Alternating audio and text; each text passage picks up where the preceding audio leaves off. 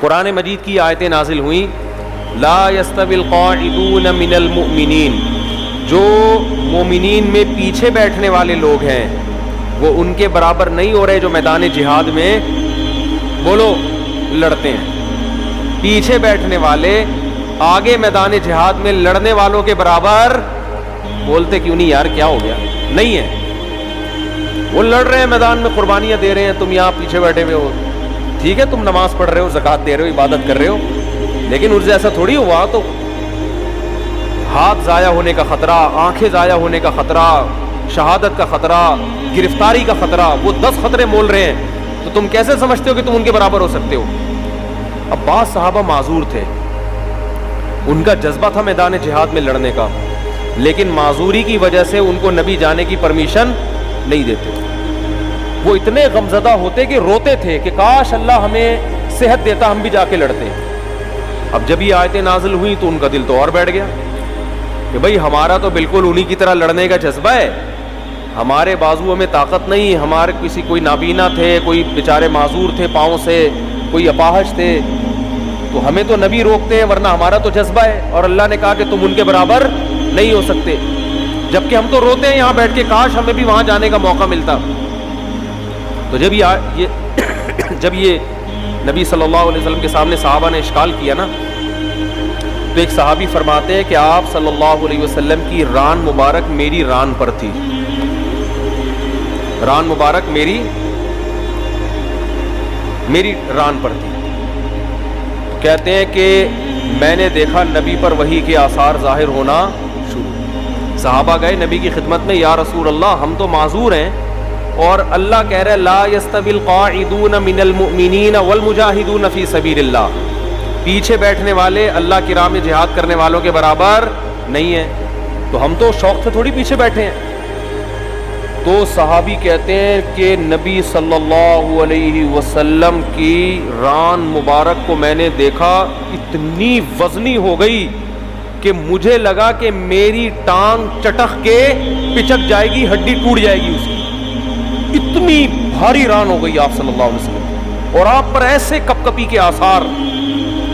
تھوڑی دیر میں آپ صلی اللہ علیہ وسلم کا جسم ہلکا ہو گیا، اور آپ نے ایک لفظ کی تلاوت کی، غیر اولی الضرر، بشرطے کہ ان کو کوئی مجبوری، بولو نا یار، یہ اردو میں تو بڑا لمبا لفظ ہو گیا، بشرطے کہ ان کو کوئی مجبوری نہ ہو۔ آواز نہیں آ رہی مجھے، کون سا جاری ہے میری آواز؟ میرا بھی کھوپڑی خراب ہو رہی ہے، آواز نہیں آ رہی ان کو، تصویر پہ گزارا کریں۔ تو غیر اولی الضرر، بشرطے کہ ان کو ضرر نہ ہو۔ اردو میں تو یہ لفظ بہت لمبا ہے، عربی میں غیر اولی الضرر، بس اتنا سا لفظ نازل ہوا ہے اللہ کی طرف سے، اور صحابی کہتے ہیں اتنا جسم بوجھل ہو گیا کہ میری ٹانگ مجھے قریب تھا کہ ٹوٹ کے چٹک کے پچک جائے گی وہ، اور ایسے آپ صلی اللہ علیہ وسلم کے پسینہ نچڑنے لگا جہاں پہ۔ میں یہ سوچتا تھا کہ جب اللہ نے یہ نازل کرنا ہی تھا ہے بھائی کہ جو پیچھے بیٹھنے والے لوگ ہیں وہ آگے جانے والوں کے برابر نہیں ہیں، بشرطے کہ ان کو کوئی معذوری نہ ہو، تو پہلے ہی نازل کر دیتا۔ کیا ہو گیا بھائی، کیا ہو گیا یار؟ تاکہ صحابہ کو اشکال ہی نہ ہوتا۔ صحابی نے آ کے اشکال کیا کہ ہم تو عذر سے بیٹھے ہوئے ہیں، تو ہم بھی ان کے برابر نہیں ہیں جو آگے لڑ رہے ہیں۔ پھر اشکال کیا، پھر اللہ نے کیا دیا؟ جواب دیا۔ تو اس کی ضرورت کیا تھی؟ اللہ کو تو پتا تھا کہ ان کے دل میں اشکال پیدا ہوگا، تو اللہ اشکال کرنے سے پہلے ہی پوری آیت نازل کر دیتے نا، پہلے آدھی نازل کی، پھر اس میں ایک جوڑ دیا، ایک اس میں جو ہے نا گویا کہ ایک پیوند لگایا گیا ہے۔ اصل میں یہ حکمت تھی قرآن کی حقانیت، قرآن کی حقانیت کہ نبی اپنی طرف سے ایک لفظ کا بھی اس میں اضافہ نہیں کر سکتے، ورنہ نبی اس کی تشریح کر دیتے نا کہ بھائی تم جو میرے پاس آئے ہو اور یہ پوچھ رہے ہو کہ پیچھے بیٹھنے والے آگے بیٹھنے والوں کے برابر نہیں ہیں، تو میں نے اللہ سے پوچھا، اللہ نے مجھے بتا دیا ہے، میرا وہی تو ویسے بھی آتی تھی نا جس کو حدیث کہا جاتا ہے، یہ بھی تو اللہ سے پوچھ کے ہی باتیں کرتے تھے آپ صلی اللہ علیہ وسلم۔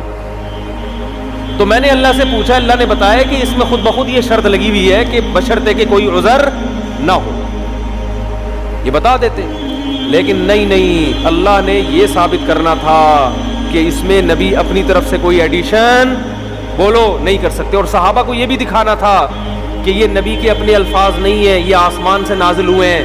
اپنے الفاظ میں انسان کی یہ کیفیت نہیں ہوتی, یہ واقعی من جانب اللہ الفاظ نازل ہو رہے ہیں کہ ایک لفظ نے اتنا بوجھل بنا دیا کہ آج تم نے اپنی آنکھوں سے دیکھ لیا کہ تمہاری ٹانگ ٹوٹ کے ہلاک ہونے والی تھی. اس کا مطلب یہ ایک لفظ کا بوجھ ہے جو اللہ کی ذات سے نکلا اور پیغمبر کے قلب پہ نازل ہوا, تاکہ صحابہ کو اور اطمینان ہو جائے کہ یہ ان کا کلام نہیں ہے.